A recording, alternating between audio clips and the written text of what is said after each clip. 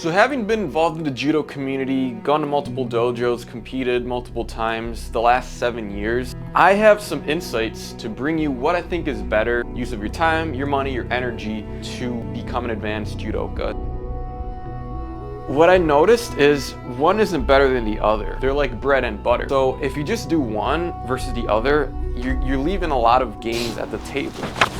So the benefits with going to the dojo is that you get real game experience, real life scenarios, like actually fighting with a human being, which is the point of judo, mastering how different techniques work with a moving opponent that you're sparring who isn't going to let you fit in easily for throw, and you have to develop adaptation to fit in and like discover setups to get him into your throw when he's defending, stuff like that you otherwise wouldn't discover training alone with like a grappling dummy, you know what I mean? But also vice versa. The US group dojo setting where it's not really that serious, but you can still make the most out of it. But the problem with this setting is it's more group practice.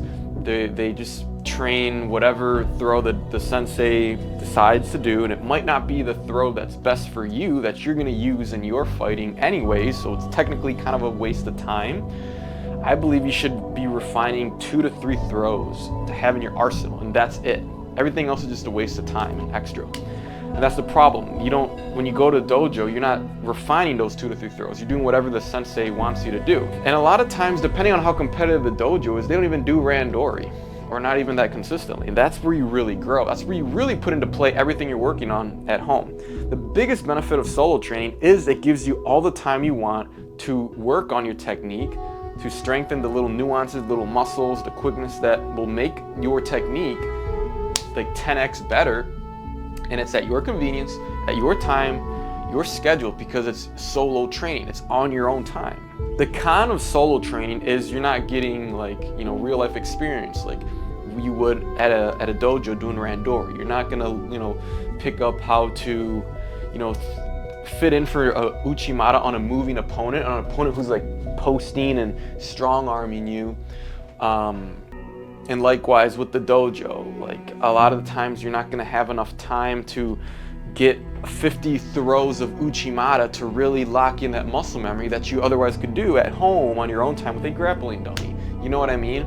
They're just those simple little differences that if you've been going to a dojo for some time now, you'll have already picked up. So the problem is a lot of judokas that reach the age of like 23 to 40, life starts kicking in, right? You either get a full-time job, you get into a committed relationship, responsibilities kick in that kind of distract you from what you once had going on for you in your younger years when you had more time, more energy. You've brought your judo, your athleticism up to a pretty good level, and you showed a lot of promise. Everybody around you, like your coaches and stuff, encouraged you guys to compete, thought you were really good, had a lot of potential. And you yourself, you're in good shape. You believed in yourself. You had some competence going. But then, I understand, because I'm exactly the same thing. And then, life distractions come and kick in, and they kind of like pull you away from your craft, your judo, your jiu-jitsu, whatever you're doing. And it just leaves you feeling not like giving up. Like you still have that fire inside of you. But it's like, what can you do? Like life kicks in. And that's the problem. Like if you're not consistently working on your judo, it's gonna either plateau or you're gonna get really rusty. For when you return, you're just gonna feel rusty, and that's not a good feeling at all. So the goal is to still become dangerous, refine your throws, become nimble, quick, throw people consistently, never lose that edge, basically, never lose that muscle memory, still be super sharp in the midst of your busy life, still being able to make time as little as like 15 minutes, even on your own, every day, every other day, and making to the dojo at least 1 to 2 times a week, and staying sharp. You don't have to be a professional, you don't have to be an Olympic athlete, but judo is still a part of your identity. Never let that go. You have that potential, you have that natural athletic ability. Why are you gonna let freaking, having a family, having a full-time job, having all this life responsibility, and use that as an excuse, like, oh, I'm tired, and not make time to refine who you are? A judoka, a warrior, a grappler. Your judo should be treated just like you go to the gym. It should be treated just like you treat your body by eating healthy. It should be treated just like, when you read the Bible and you nurture your spirit. Judo is a part of your identity. That's what you have to start viewing it as, not as a sport or a hobby. Yeah, it's technically a hobby, but stop viewing it that way.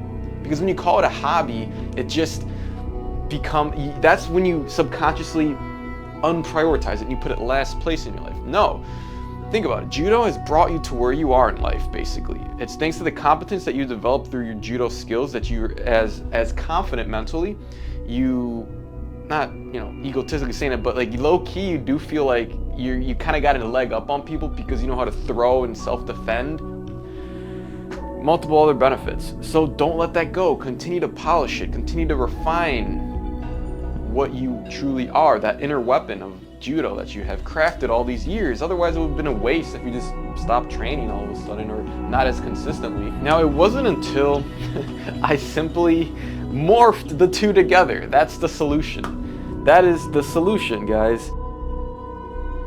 I picked up solo training since high school, freshman year, way before I even did judo. I had a dream of becoming a professional soccer player, and I knew that was an extremely hard goal, and I knew I wasn't going to get there unless I started doing more on my own. And I always believed, and I understood this from a young age, that if you want to be better than everybody else, you have to be willing to do more than everybody else.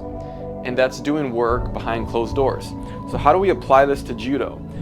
So for busy people, have a life, the people I described in the beginning, you don't have to stress yourself out about going to practice every freaking time there is, as long as you're doing this solo training routine.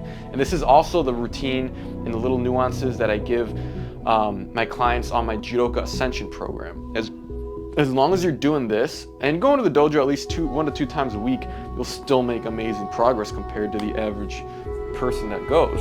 So basically I formulated over the course of a couple months after I got into judo, my first year, resistance bands, and that's what I used to do multiple reps, kind of understanding the fundamental movement, fitting in properly. And as soon as I started implementing and mastering the uchikomi bands, going into practice and actually trying what I'm working on at home with the real person during uchikomi practice, everybody was noticing how fluid my movement was. My partner was like, yo, Joey, that's some really good form. My sensei was walking around, looking at everybody's form, and he would give me one of these, So that was feedback that what I was doing was working. And along with the uchikomi band stuff, I added a grappling dummy. I bought my first grappling dummy. And that's when everything kind of took off. I put a gi on my dummy and I started practicing uchikomis with it. I did hundreds of those, osotogari, uchikomis, uchimata uchikomis, which are the easiest ones to do. And I would do 25, 50, 75, 100 throws, working on my osotos, my uchimatas, and that's really what locked in that muscle memory on my own. That's really what helped me master the throws on my own when I didn't have to depend on going to the dojo to do it. Imagine if I would have just not done solo training at all and depended on going to the dojo alone to master my throws and to work. I wouldn't be as good as I am now. So this is the solution. This bridges the gap between people who don't go to the dojo a lot for whatever reason, but still reach an advanced level. You have to be doing solo training. If you're not, you're either not serious about your judo or you're just gonna stay behind and plateau and be as good as everybody else at the dojo. So uchikomi bands, grappling dummy, you can do also shadow uchikomis. You guys see me using the wall to do uchimata. I use the wall to balance the traditional exercise. It's really simple. And then I weight train as well. And I think weight training gives you that extra 30% of advantage, because you're gonna notice if you're going against stronger guys, especially the guys who compete and stuff at my dojo, there's tons of guys who compete nationally, and one thing I noticed between those guys, we all have muscle. We're not just skilled, we have muscle to freaking give us that advantage, and that muscle is what allows you to pull somebody in and not let them escape, and you can enter your throw. Guys, if you're stuck at this level where you can't really find structure in your life, you're really busy, work a job, family responsibilities, and you're not really going to the dojo as much, and you still feel like you're leaving a lot of potential at the table, I get it. You don't want to just plateau. You want to keep adding fuel to the flame. That's why I have my Judoka Ascension program. I only take about 5 to 10 clients a month. We customize programs for judo with the solo training and the dojo and weight training, all according to the person's lifestyle, techniques that work for them. Like, it's not a cookie cutter program, it's all customized.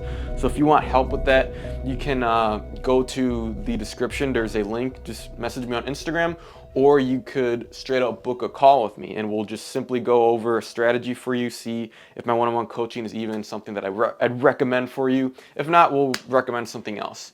So that's all I got for you guys. Until next time, hope you got some value.